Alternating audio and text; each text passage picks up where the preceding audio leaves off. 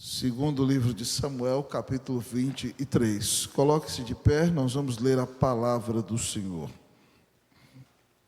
Diz assim a palavra do Senhor a partir do versículo de número 8. Segundo livro de Samuel, capítulo 23. A minha Bíblia tem um outro formato diferente da de vocês, mas na minha Bíblia é na página 458 do Antigo Testamento. Qual é aí, João, a página? Página 307 do Antigo Testamento. 307. Segundo livro de Samuel, capítulo 23, a partir do versículo 8. Assim diz a palavra de Deus. São estes os nomes dos valentes de Davi. Josebe-Basebete, filho de Taquemone, o principal de 3. Este brandiu a sua lança contra 800 e os feriu de uma vez. Depois dele, Eleazar, filho de Dodô, filho de Aoi, entre os valentes que estavam com Davi. Quando desafiaram os filisteus ali reunidos para a peleja, quando já se haviam retirado os filhos de Israel, ele se levantou e feriu os filisteus até lhe cansar a mão e ficar pegada à espada. Naquele dia o Senhor efetuou grande livramento, e o povo voltou para onde Eleazar estava somente para tomar os despojos. Depois dele, Sama, filho de Agé, o Ararita, quando os filisteus se juntaram em Leí, onde havia um pedaço de terra cheio de lentilhas, e o povo fugia de diante dos filisteus. Pôs-se Sama no meio daquele terreno e o defendeu, e feriu os filisteus, e o Senhor efetuou grande livramento. Também 3 dos 30 cabeças desceram, e no tempo da cega foram ter com Davi a caverna de Adulão, e uma tropa de filisteus se acampara no vale dos Refaíns. Davi estava na fortaleza, e a guarnição dos filisteus em Belém. Suspirou Davi e disse: quem me dera beber água do poço que está à porta de Belém. Então aqueles 3 valentes romperam pelo acampamento dos filisteus, e tiraram água do poço junto à porta de Belém, e tomaram-na, e a levaram a Davi. Ele não a quis beber, porém a derramou como libação ao Senhor. Todos comigo, 17. E disse: longe de mim, ó Senhor, fazer tal coisa. Beberia eu o sangue dos homens que lá foram com o perigo de sua vida, de maneira que não a quis beber. São estas as coisas que fizeram os 3 valentes. Oremos. Senhor, nós nos humilhamos diante da tua presença. Tua palavra diz que, Senhor, se observares iniquidades, quem subsistirá? Mas logo em seguida o versículo diz que contigo está o perdão para que te temam. E é por isso que ousamos orar, Deus. É por isso que ousamos clamar. É por isso que sabemos que somos aceitos diante do teu trono de graça nesse momento, porque Cristo morreu por nós e pagou os nossos pecados na cruz. E nós fomos feitos filhos do Senhor. Ó Pai, precisamos de graça do Senhor para ser bênção num tempo como este. Nos lembramos de apresentar diante do Senhor uma vez mais a mãe da nossa querida Lili, Deus, pedindo a Deus por saúde, força e cura para a vida dela. Também pela filha da Loide, que acabamos de orar aqui antes do culto, oramos mais uma vez, pedindo ao Senhor que a visite com restauração física e espiritual, em nome do Senhor Jesus Cristo. Pai, faz de nós uma igreja que ama, uma igreja que trabalha junta, uma igreja que intercede, ó Deus, ó Pai, uns pelos outros nos momentos de grande dificuldade. Nós somos o teu povo, somos família e temos que estar juntos nesses momentos tão difíceis. Pai, agora o Senhor coloca diante de nós a vida de homens de Deus que foram bênção no passado, única e exclusivamente pela tua graça, porque também eram pecadores. Mas ajuda-nos a olhar para o testemunho desses homens, entender, Deus, ó Pai, que de fato, ó Deus, eles foram valentes por tua graça, mas Deus, o rei deles representava o nosso grande rei, o verdadeiro e grande Davi, o Senhor Jesus Cristo, o amado de Deus. Fala conosco então na tua palavra, edifica o nosso coração, renova a nossa força, a nossa esperança, a nossa fé, e nos dá condições, Deus, de lutar com todo o nosso ser, para sermos uma bênção nesse tempo no qual o Senhor nos inseriu. Fala conosco, nos abençoa, nós oramos em nome de Jesus. Amém. Assentai-vos, irmãos e irmãs. Queridos irmãos e irmãs, ninguém faz a obra de Deus sozinho. Eu me lembro de ouvir um pregador do passado dizer que pessoas necessitam de Deus, mas pessoas necessitam de pessoas. O grande pregador inglês Charles Spurgeon, no ano em que mais recebeu pessoas do seu ministério, batizou mais de 1000 pessoas no Tabernáculo Metropolitano de Londres. E perguntaram a Spurgeon qual era o segredo. Num jornal, numa entrevista, lhe perguntaram: qual é o segredo para batizar mais de 1000 membros num ano só? Ele falou: simples, o meu povo ora por mim. Ninguém é capaz de fazer a obra de Deus sozinho. Como disse o grande poeta inglês John Donne, nenhum homem é uma ilha. Deus nos criou para relacionamentos. Relacionamentos com Deus, relacionamentos em família, relacionamentos uns com os outros. E a igreja é a família de Deus. E isso é tão importante, amados irmãos, que Deus, quando resolve expandir a sua obra, Ele resolve usar pessoas pecadoras, dependentes da sua graça, como eu e como você. Falando acerca da pregação do Evangelho, o apóstolo Pedro, no primeiro capítulo de sua carta, diz que essa questão do Evangelho era algo que os anjos anelavam perscrutar. Mas Deus não deu o privilégio de pregar o Evangelho aos anjos. Deus deu o privilégio de fazer a obra de Deus, fazer discípulos, pregar o Evangelho. Nesse tempo, este privilégio Deus deu a você e a mim. E aqui nesse texto, irmãos e irmãs, nós encontramos homens tremendamente usados por Deus para estabelecer e expandir o reinado de Davi.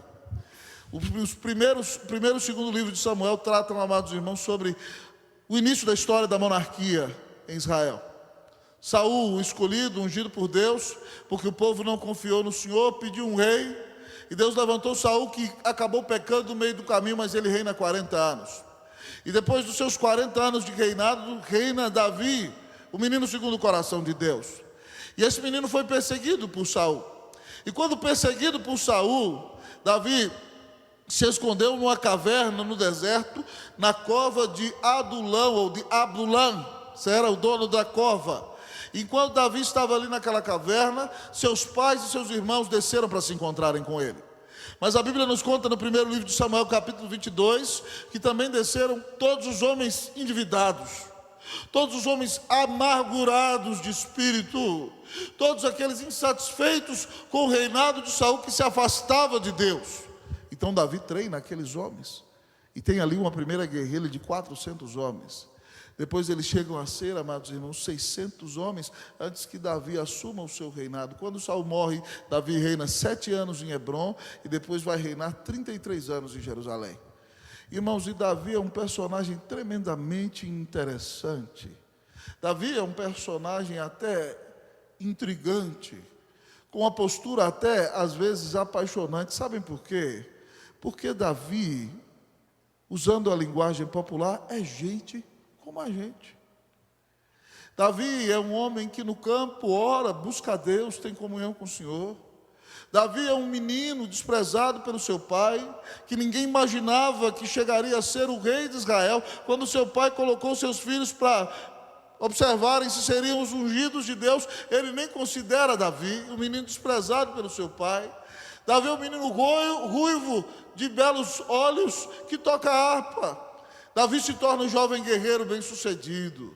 Davi é perseguido por Saul. Davi é aquele que veio de baixo, humilhado, e se levantou e teve grandes vitórias. Davi teve grandes conquistas com a bênção de Deus em sua vida, expandiu o reino do povo de Deus.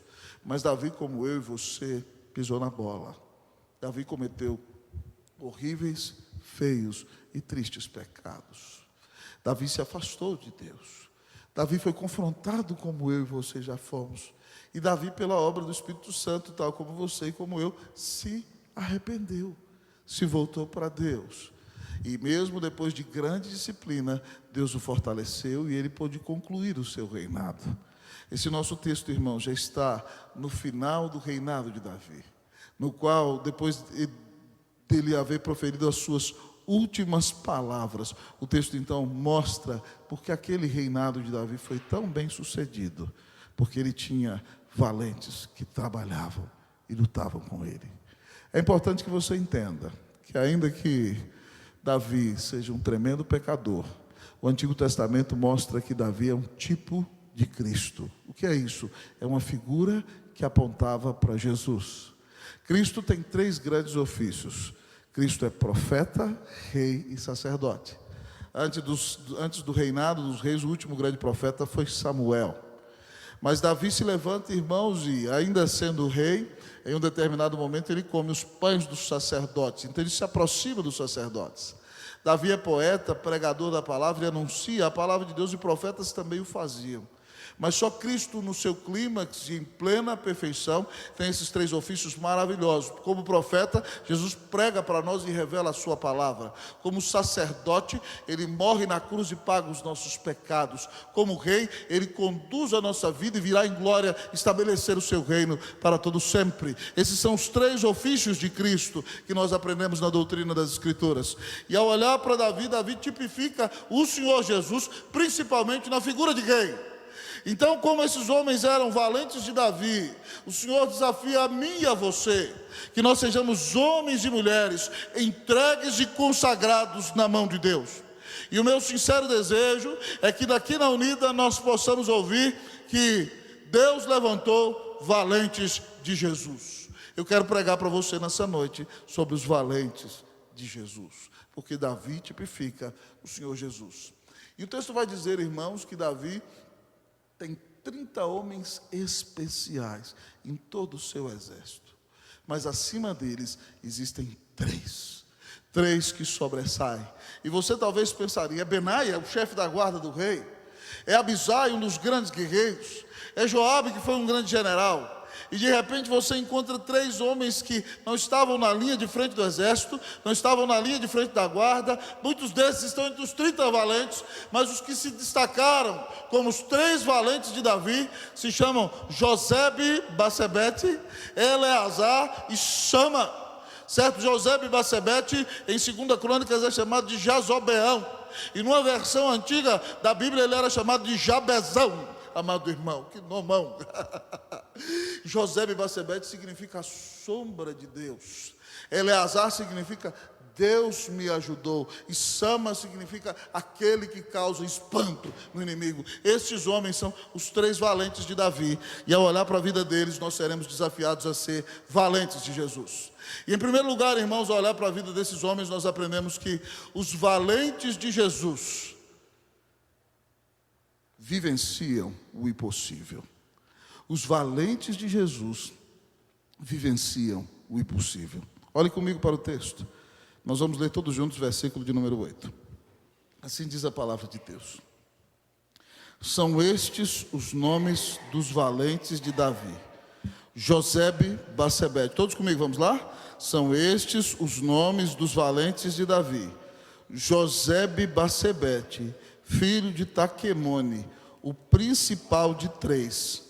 Este brandiu a sua lança contra 800 e os feriu de uma vez. Tem coisa que a gente só acredita porque está na Bíblia. 1 contra 800. Fala sério, João. É um negócio assim, sem comparação.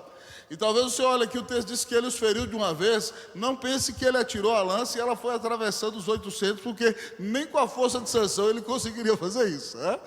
Mas aqui a ideia é o seguinte, que numa batalha, numa guerra, isso aqui, irmão, é intervenção de Deus. Como é que você consegue perceber que 1 contra 800, 1 contra 10, 1 contra 5 ainda vai, mas 1 contra 800, e ele era perito da sua lança, eu imagino, ele estocava a lança, virava para trás, matou 800 numa batalha só. Isso é milagre, isso é impossível. O texto nos ensina que quem anda com Deus e quem serve a Deus e vive para a glória de Deus, ao olhar para a vida desse homem que foi usado por Deus para realizar o impossível, nós aprendemos que quem é valente de Jesus vivencia o impossível.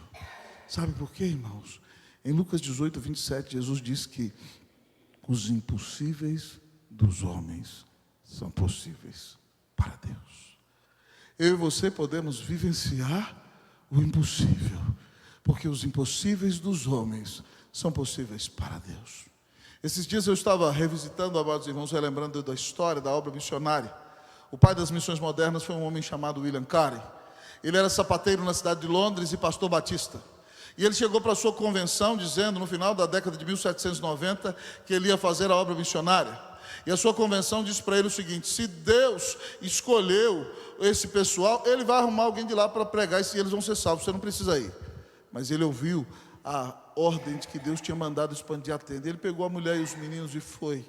A mulher rejeitou o chamado. A mulher dele ficou louca, ele perdeu um filho. E durante os 7 primeiros anos da sua pregação, ninguém se converteu. Ele, irmãos, recebeu a oposição do seu país na Índia, a Inglaterra, que tinha sua embaixada e queria fazer só comércio e explorar o povo da Índia. Não deu espaço para William Carey.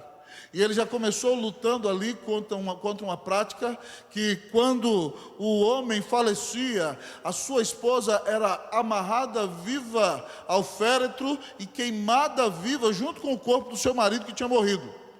E o William Carey já começou lutando contra essa prática pagã e terrível naquele lugar. E a esposa dele enlouqueceu, e ele viu um filho morrer, e depois de 7 anos somente ele viu o primeiro convertido. Mas ele foi depois abraçado pela embaixada da Dinamarca, e a embaixada da Dinamarca deu para ele condições para realizar o ministério, e ele começou a traduzir a Bíblia para o sânscrito, e depois ele foi usado para criar uma universidade, para ensinar os indianos a lerem em sua língua, para que eles pudessem ler a palavra de Deus. E centenas de missionários ao redor do mundo foram inspirados pelo ministério de William Carey. Ele casou-se novamente, a esposa veio a falecer, casou-se novamente, seus filhos da sua primeira esposa que ficaram vivos foram missionários, e ele então no final da sua vida havia fundado uma universidade, onde centenas de jovens indianos tinham se formado, onde milhares de pessoas já se haviam convertido. Mas os primeiros anos foram de muito sofrimento e de muita dor. Mas no final de sua vida, Carey dizia uma frase tremenda, que impactava muita gente. Ele dizia: espere grandes coisas de Deus, faça grandes coisas para Deus. Espere grandes coisas de Deus, faça grandes coisas para Deus. Irmãos, quando eu vejo alguém dizendo que alguma coisa não vai dar certo, o meu coração começa a se encher de expectativa. Porque Deus, amados irmãos, se glorifica nessas coisas. Quando alguém diz, tem tudo para dar errado, de repente, então, o que vai dar errado aos olhos dos homens, você percebe a manifestação da graça de Deus e você vê bênçãos exponenciais se derramando sobre a vida de quem depende do Senhor. Eu quero desafiar a você a que se humilhe, a que se prostre, a que consagre a sua vida a Deus, a que não limite o agir do Senhor na sua vida, e que você diga ao Senhor: Senhor, eu não sou nada, eu sou pequeno, eu sou fraco, eu sou limitado, mas eu estou disposto a vivenciar o impossível para a glória e para a honra do nome de Jesus. Eu quero ser uma bênção nas tuas mãos, usa a minha vida. Usa a minha vida para que minha família seja abençoada, para que meus filhos sejam discipulados no teu caminho, para que meus familiares ouçam o Evangelho, para que todos aqueles que me conhecem ouçam que Deus amou tanto o pecador, que deu seu Filho na cruz para pagar o pecado do seu povo e ressuscitou, e todo aquele que crê em Jesus será salvo. Deus pode usar você. E aí você vai ser usado para vivenciar o impossível. Sabem por quê? Porque uma conversão é algo impossível diante dos olhos dos homens. O homem sem Deus está morto nos seus delitos e pecados. Enquanto nós pregamos o Evangelho de Jesus, o homem só vem a crer porque o Espírito Santo o chama no coração e semeia nova vida naquele coração, e sopra uma nova natureza, e a pessoa nasce de novo. E porque ela nasce de novo, então ela ouve e entende o Evangelho, e Deus dá a ela a fé, e ela crê, e ela é salva. A própria conversão é algo impossível para mim e para você. Somente Deus pode realizar, mas você pode esperar grandes coisas de Deus e fazer grandes coisas para Deus. Coloque sua vida nas mãos de Jesus. A Bíblia diz que tudo é possível ao que crê. A Bíblia diz que sem fé é impossível agradar a Deus. Posso contar-lhes humildemente o testemunho pessoal. Quando eu fui para Santiago do Chile, um dos maiores teólogos da nossa denominação me disse: o que você vai fazer lá? Vai lutar contra uma teologia que não é de acordo totalmente com a nossa DPB, o que você vai fazer lá? Está se desviando do que a gente ensinou para você? Eu falei, não, reverendo, eu só não prego no inferno, porque lá ninguém converte e Jesus não mandou, mas ele está me mandando lá. Alguma coisa lá ele vai fazer, para a glória de Deus ele fez. Quando nós fomos para o Guará 2, aquela igreja era chamada de um cemitério de pastor, do Sínodo de Brasília. E muita gente disse, vai dar errado. Eu falei, glória a Deus, se tiver que dar errado, vai dar errado, fazer o quê? Jesus está me botando aqui. E hoje eu amo muito a nossa amada Igreja Unida, mas vocês não fazem ideia de quantas pessoas disseram que as coisas não iam ser abençoadas aqui. E Deus está provando o contrário, para a glória e para a honra do nome dEle. Louvado seja o nome do Senhor. Então eu quero desafiar você a vivenciar o impossível. Pare de ter uma perspectiva pessimista da vida. O seu Senhor é soberano, é grande, e Ele quer se glorificar através da salvação de pecadores e da transformação de vidas. E Ele desafia você a que se envolva, que nós possamos ouvir que nesta igreja há homens e há mulheres que são valentes de Jesus. Que Deus te dê a bênção de vivenciar o impossível, em nome de Jesus. Amém. Você está disposta a ser uma valente de Jesus, minha jovem senhorita? Você está disposto a ser um valente de Jesus, santo varão? O texto nos apresenta os valentes de Jesus. Em primeiro lugar, eles vivenciam o impossível. Em segundo lugar, eles estão dispostos a extenuar-se. Os valentes de Jesus estão dispostos a extenuar-se. O texto nos conta a história de Eleazar, filho de Dodô. Ele não era baiano, viu, irmão? Dodô no hebraico significa amado, dádiva. Filho de Dodô, filho de Aoi, da família dos Aoitas. Vamos ler comigo, eu vou ler o 9, vocês o 10.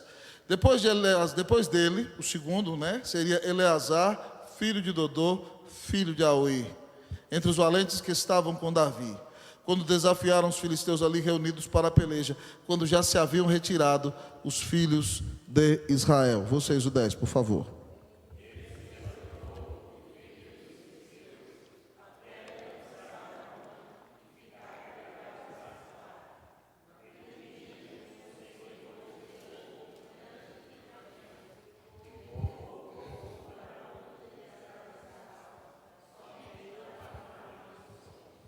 Irmãos, as pessoas têm a tendência de fugir diante da primeira dificuldade.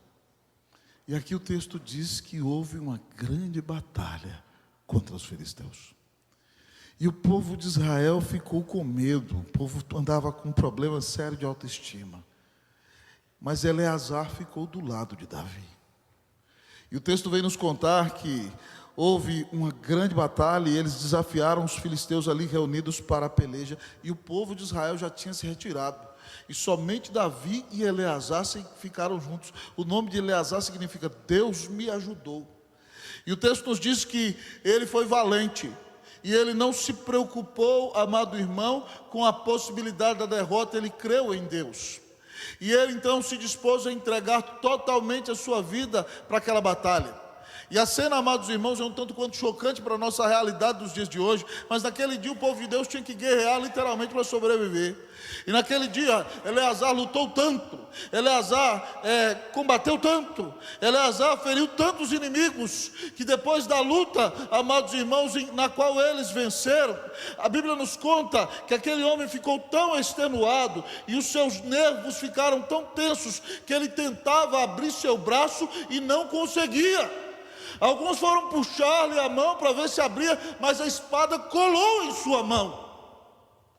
Foi alguém, amado irmão, que dedicou-se a servir ao Senhor através da vida do seu rei Davi, a ponto de extenuar-se, entregar tudo de si, a ponto da espada estar colada em sua mão e exigir muito esforço humano para conseguir que ele soltasse aquela espada.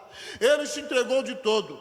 E a Bíblia nos conta que porque Eleazar e Davi entregaram tudo, então Deus, por sua graça, abriu os céus e abençoou o trabalho daqueles homens. E naquele dia Deus efetuou, diz aqui o versículo 10, o Senhor efetuou grande livramento. Grande livramento. Deus viu a fidelidade dos seus servos. Deus viu a disposição dos seus servos. E Deus derramou a sua bênção. E por causa do esforço de Eleazar e de Davi, Deus deu grande livramento. Depois, então, o povo que tinha fugido voltou, diz o texto, amado irmão, para onde Eleazar estava para tomar os despojos. Louvado seja Deus. Nós precisamos de homens e mulheres, irmãos, que estejam dispostos a gastar-se e dar-se a gastar pelo nome de Jesus. Uma das grandes idolatrias da nossa época da pós-modernidade se chama comodidade. É claro que nós não vamos querer ser estressados como se isso houvesse mérito em si. Samar nesse dia se extenuou, a espada colou em sua mão, mas certamente depois ele foi para casa e descansou em outros dias. Não era todo dia que a espada colava na mão dele. Mas quando nós somos exigidos, irmãos, e quando Deus coloca diante de nós desafios, nós não podemos fugir dos desafios que Deus nos dá em nome da comodidade, em nome da tranquilidade. Não vou fazer isso não. O que é isso? Chama outra. Eu quero viver calmo, sereno e tranquilo. O hino é lindo, mas o problema é que a promessa para isso é do céu, não é para aqui não. Do lado de cá do céu o Senhor promete lutas, batalhas e aflições. Jesus diz em João 16:33, estas coisas vos tenho dito, a palavra dele, para que tenhais paz em mim. Ele nos deu essa palavra para que tenhamos paz, mas ele nos assegurou, no mundo passais por aflições, mas tende bom ânimo, eu venci o mundo. Preste atenção, meu irmão, Jesus não disse assim, pai, eu estou tranquilo na eternidade, vou morrer por esse bando de pecador, nada, me deixa quieto aqui, eu estou muito tranquilo na glória, sendo exaltado. Não, Jesus se doou de todo por nós. Isaías, quando pinta o quadro, ele diz, certamente ele tomou sobre si as nossas enfermidades, e as nossas dores ele levou sobre si, e nós o vimos, nós o reputamos como ferido, abatido, oprimido por Deus, mas ele foi traspassado pelas nossas transgressões, moído pelas nossas iniquidades. O castigo que nos traz a paz estava sobre ele, pelas suas pisaduras fomos sarados. Preste atenção, Jesus não se economizou a si mesmo para dar o céu a você, para te dar a salvação eterna, para te dar o perdão de pecados. É muito para você dedicar uma hora a mais para o Senhor Jesus. É muito para você ter coragem de assumir a sua identidade como cristão e dar testemunho do Senhor Jesus. É muito para você levantar uma hora mais cedo para ler a Bíblia e buscar a presença do seu Deus. É muito separar uma tarde ou uma noite da sua semana para estudar a Bíblia com alguém que não conhece Cristo e dar testemunho para aquela vida. Irmãos, não existe nada que nós possamos fazer que se compare àquilo que o Senhor fez por nós. No século XIX houve um missionário inglês, filho de uma família rica, que ouviu Dwight Lyman Moody pregar, e ele era jogador de cricket, mas era um menino muito enfermo. E quando Moody pregou, Moody americano pregando na Inglaterra, aquela família nobre inglesa se converteu. E aquele moço, então, ainda com dificuldades de saúde, resolveu dedicar a sua vida ao Senhor. E quando ele termina a sua faculdade, ele vai ser missionário na China, mas ele fica muito enfermo e é obrigado a voltar para a Inglaterra. Então depois ele deixa a Inglaterra e ele vai ser missionário na Índia, mas fica muito doente e é obrigado a voltar para a Inglaterra. Então, já mais velho, ele dedica a sua vida no lugar que hoje é chamado Sudão do Sul, e prega o evangelho ali, e ele forma uma missão chamada WEC. Essa missão no Brasil se chama Amém, e Ronaldo Lidório, além de ser missionário da APMT, é missionário dessa missão. WEC significa Worldwide Evangelization for Christ, e esse homem é Charles Studd. E mesmo tão doente, às vezes tendo que voltar para o seu país, as pessoas diziam para ele, por que você fica com essa loucura de ser missionário?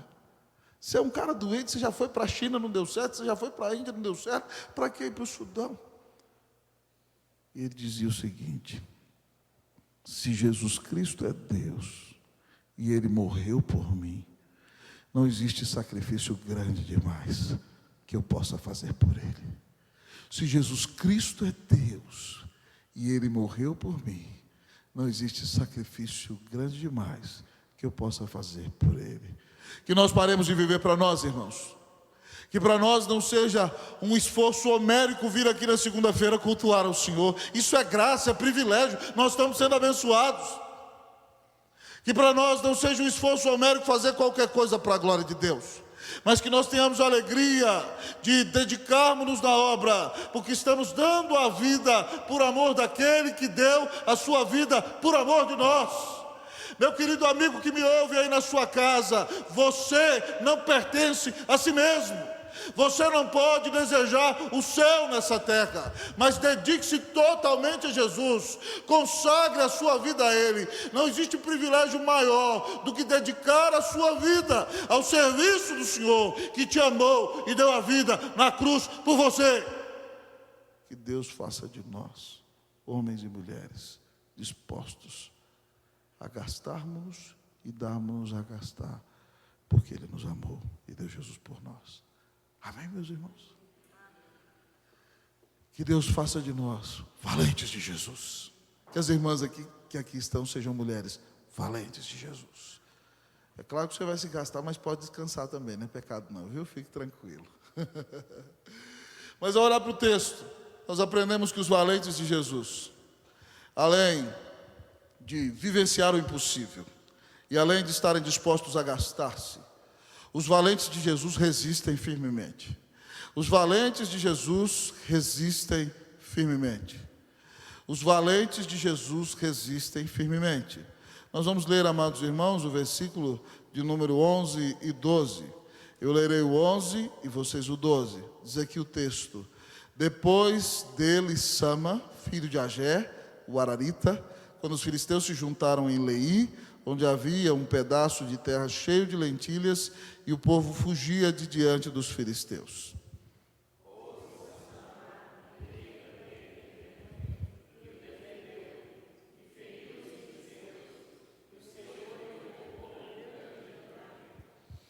Irmãos, nós precisamos de homens e mulheres que resistam firmemente.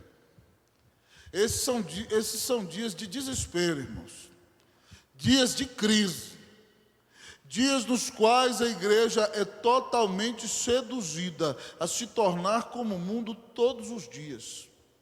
E Jesus, irmãos, diz o seguinte: se o sal vier a ser insípido, como lhe restaurar o sabor? Para mais nada serve, senão para ser lançado fora e ser pisado pelos homens.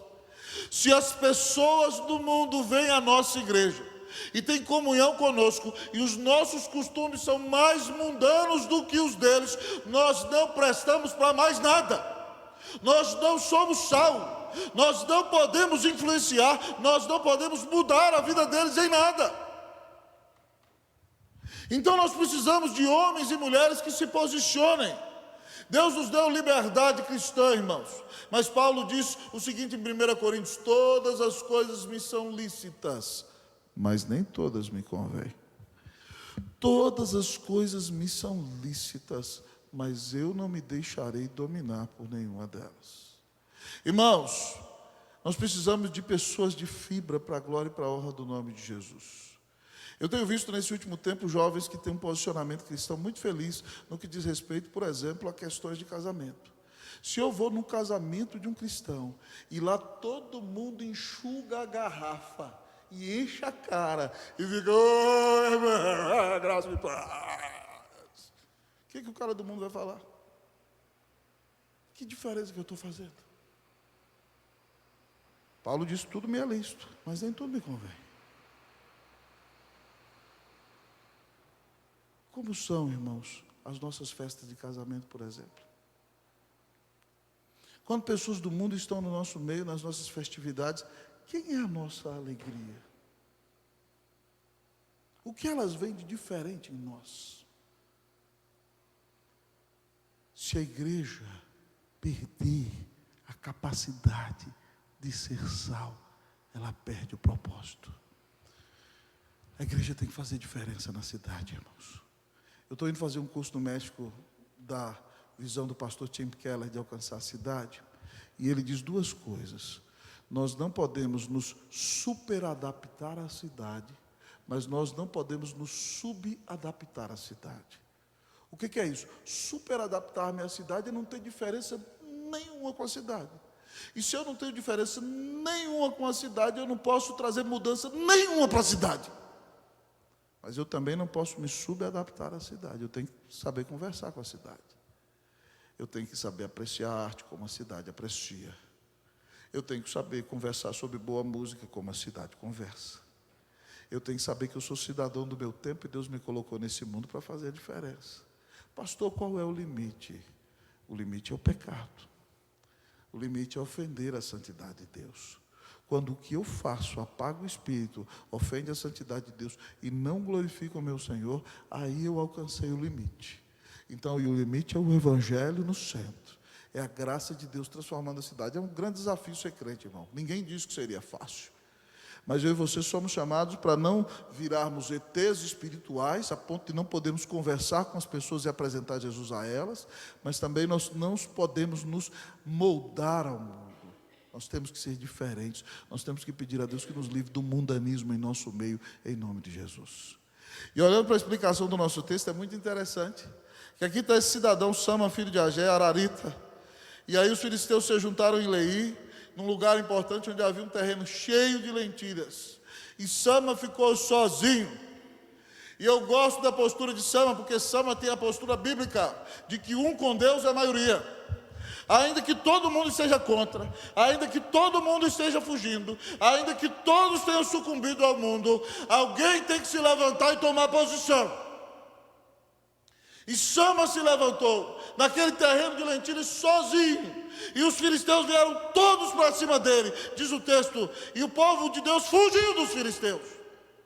Mas pôs-se Sama no meio daquele terreno e o defendeu. Os caras batiam, ele botava o escudo, ele usava a espada. Eu imagino, ele apanhava de um lado, ele apanhava do outro. Mas diz o texto aqui, irmão, que ele defendeu e feriu os filisteus. E o Senhor efetuou grande livramento.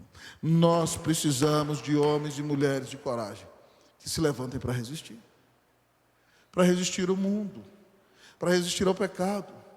A igreja, amado irmão, não pode apedrejar ninguém, porque nós somos pecadores, e nós temos que tratar o pecador com muito amor, mas nós não podemos aceitar devassidão ou questões contrárias às Escrituras, por exemplo, no nosso meio, no nosso culto. Nós abraçamos todo pecador, é bem-vindo à igreja.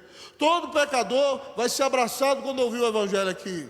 Mas nós não vamos aceitar o pecador de seu pecado e botá-lo aqui na frente para dirigir o culto e fazer as coisas. Uma coisa diferente da outra. E nós precisamos tomar posição nesses dias difíceis. Nós precisamos resistir firmemente.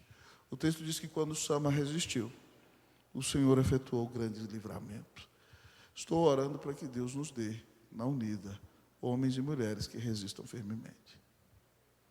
Homens e mulheres que tenham coragem de abrir mão do politicamente correto. Homens e mulheres que tenham coragem de dizer: nós amamos você, te tratamos com a maior dignidade, mas viver dessa maneira desagrada a Deus e chama sobre a sua vida a ira de Deus.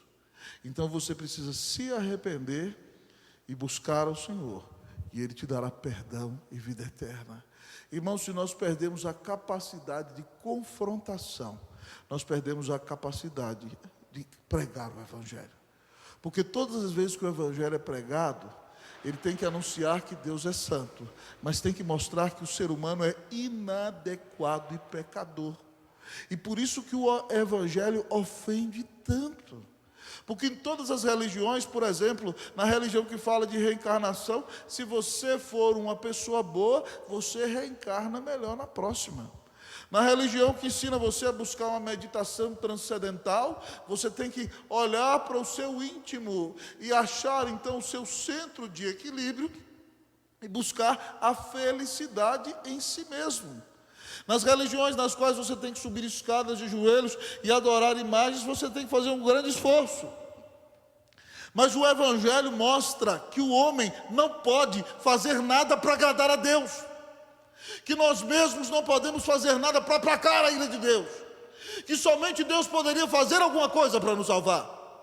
E Deus mandou Jesus e morreu na cruz para pagar os nossos pecados, e Ele ressuscitou. Então o pecador que vive uma situação de inadequação precisa se arrepender dos seus pecados e crer em Jesus. E se ele crer em Jesus, ele vai ser perdoado, ele vai ser transformado, ele será salvo, se tornará filho de Deus, terá a paz de Deus em seu coração. É claro que você não precisa dizer isso para a pessoa dizendo: você vai para o inferno, seu miserável. Você não vai falar assim. Mas você vai sentar e explicar para ele: você sabia que todos nós somos pecadores? Você já se percebeu com desejo de fazer algo certo e não conseguiu? Você vai falar com doçura e sabedoria. Mas eu e você não podemos perder a capacidade de resistir ao pecado, ao mundo, ao diabo. Que Deus nos dê a força de resistir em nome de Jesus, amém? E que resistindo, nós vejamos o Senhor efetuar grande livramento. Deus vai nos abençoar se nós formos fiéis a Ele, irmãos, para a glória e para a honra do Senhor Jesus. Mas o valente de Jesus, amado irmão, é aquele que está disposto, em último lugar, a entregar a própria vida. O valente de Jesus é aquele que está disposto a entregar a própria vida. E aqui eu quero olhar para o que os valentes fizeram, mas principalmente olhar para a vida daquele que é o rei dos valentes. O texto diz, irmãos, que lá está Davi, na cova de Adulão, com a sua guerrilha, e os filisteus são inimigos. Eles estão acampados no vale dos Refaíns, o vale dos antigos gigantes. Atrás do vale está a cidade de Belém, onde Davi nasceu. Está todo o exército inimigo, que é muito maior do que a guerrilha de Davi. E Davi para na porta da caverna. E tal é o relacionamento de Davi com aqueles homens, irmãos, que eu fico maravilhado. Eles respeitam o seu líder, eles veem no seu líder um homem de Deus e um homem piedoso. E Davi para na porta da tenda e fala assim: ah, quem me dera beber água do poço que está junto à porta de Belém. Davi só expressou um desejo da alma. Eu só imagino eles olhando uns para o outro. José, Bacebete, certo? Sama, Eleazar, beleza. Davi entrou. Eles se juntaram os três. Irmãos, isso é maravilhoso. A coragem daqueles homens foi tal que eles passaram no meio do exército inimigo. Eles atravessaram o acampamento dos filisteus, tiraram a água do poço, passaram de volta. Eles não se preocuparam. Tal era o amor que eles tinham com aquele líder espiritual, aquele líder, aquele capitão deles, que eles estiveram dispostos a sacrificar, a entregar a sua própria vida. E aí, quando eles voltam, irmãos, para mim acontece a cena mais maravilhosa do texto. Porque Davi pega aquela água: eu vou beber o sangue de vocês? Nunca, jamais. O sangue de vocês é para o Senhor. E aí ele derrama aquela água em libação. Libação significa sacrifício derramado. E Davi diz: eu derramo essa água para a glória de Deus, diz o texto. Ele não a quis beber, porém a derramou como libação ao Senhor. Tal era o amor de Davi para com aqueles homens.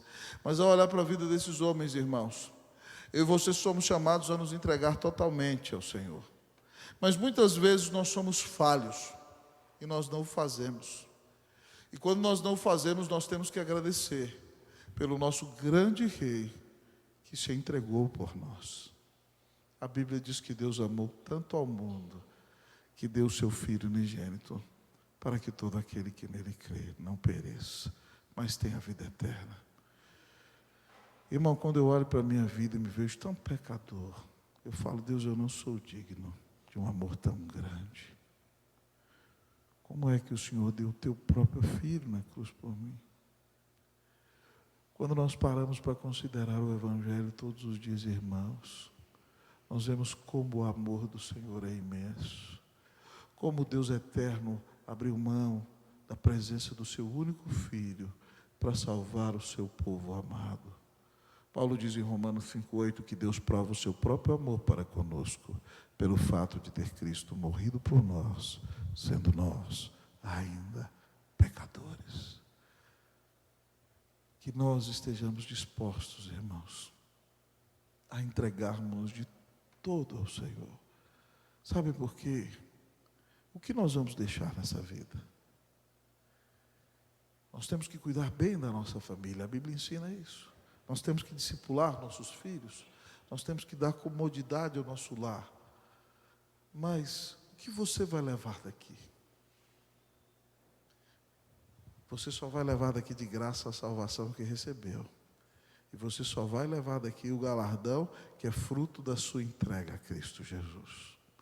Então eu quero desafiar você nessa noite a deixar de apegar-se a detalhes, a deixar de apegar-se a coisas que não vão suprir o vazio do seu coração, e que você esteja disposto a doar-se de todo. Ao ouvir o que o apóstolo Paulo diz em Atos 20:35, mais bem-aventurado é dar do que receber. Eu gostaria de desafiar você a pensar: Deus, o que eu vou fazer com a minha vida? Eu quero dizer a você, irmãos, que muitos missionários no mundo de hoje são, por exemplo, pessoas que se aposentaram, que desejavam ter uma vida tranquila, num lugar onde eles teriam muita paz, e de repente eles chegaram ali e perceberam que não estavam fazendo nada e que ainda podiam ser úteis, e resolveram dedicar a sua vida para servir ao Senhor Jesus. Então pense bem como você pode servir ao Senhor Jesus, como você pode ser uma bênção. Se você vai para um lugar mais tranquilo, então seja uma bênção lá nesse lugar que você está. Entenda que Deus te chamou para ser uma bênção ali, para a glória e para a honra do nome de Jesus. Mas eu e você temos que entender, irmãos, que a nossa vida ainda não chegou no fim. Sabem por que nós temos tantas frustrações? Porque nós queremos que o céu seja aqui. Eu quero dizer para você: não se iluda, o Senhor nunca te prometeu que o céu seria aqui. E muitas das nossas revoltas, das nossas chateações, é porque nós queremos perfeição do lado de cá do céu. Irmãos, esse mundo é caído. E se nós já encontramos Cristo e já fomos salvos, nós já vivemos as coisas mais maravilhosas que qualquer pessoa pode viver. Então você não tem o céu do lado de cá, mas você tem uma promessa. O Senhor disse que estaria contigo todos os dias, que nunca te deixaria, que te abençoaria, que não te abandonaria, que faria que todas as coisas cooperassem para o seu bem. Então, ainda que você não viva o céu aqui, e ainda que você não encontre a plenitude que desejava aqui, saiba bem que o Senhor deu a vida na cruz por você. E do lado de lá do portão, do lado de lá do portão, bênçãos maravilhosas esperam por você. Não tenha medo das circunstâncias. Não tenha medo, por exemplo, nem da própria morte. Porque quando eu e você, cristãos, somos chamados para a glória, nós nos aproximamos do Senhor. Eu gosto muito daquela cena do Titanic, já vou chegar no final. E quando o navio está para afundar, os músicos se cumprimentam uns aos outros, eles sabem que não há como fugir. E eles dizem: foi um prazer tocar com você. E aí senta aquele do cello, da viola, do violino, a orquestra, e eles começam a tocar. Mais perto quero estar, meu Deus, de ti, ainda que seja dor que me una a ti, sempre de suplicar, mais perto quero estar, mais perto quero estar, meu Deus, de ti. Eu estava no cinema, olhei para a Cleusa: esses caras sabem morrer com estilo. Que Deus nos dê a bênção, irmãos, de viver para Jesus. Que nós confiemos no Senhor. Que Deus te dê a bênção de vivenciar o impossível. Que Deus te dê a bênção de estar disposto a extenuar-se por amor de Jesus. Que você resista firmemente em dias maus. E que você entregue tudo ao Senhor. Porque nunca ninguém amou você como Jesus, que entregou a vida dele por você e te garantiu plenitude, paz, vida eterna, perdão, amor infinito, de maneira que Deus nunca mais vai deixar você. Que Deus te fortaleça, que Deus te anime, que Deus te abençoe, que Deus te encha de fé no Senhor, que Deus faça de você um valente, uma valente de Jesus. Que Deus os abençoe em nome de Jesus. Amém.